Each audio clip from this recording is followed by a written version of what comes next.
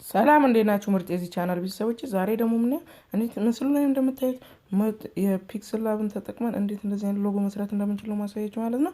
እና የቪዲዮ ከተመቻችሁ ላይክ እና ሰብስክራይብ ማድረጋችሁን አትርሱ ማለት ነው። እንዲሁም ለጓደኞቻችሁ ሼር አድርጉላችሁ ማለት ነው። እና ፒክስላብ ሎጎ እንዲሰራላችሁ ከፈለጋችሁ ኮሜንት ላይ ሐሳባችሁን ስጡ እና ከቻናላችን መሸጋገሪያ በኋላ አብረን እንመለሳለን።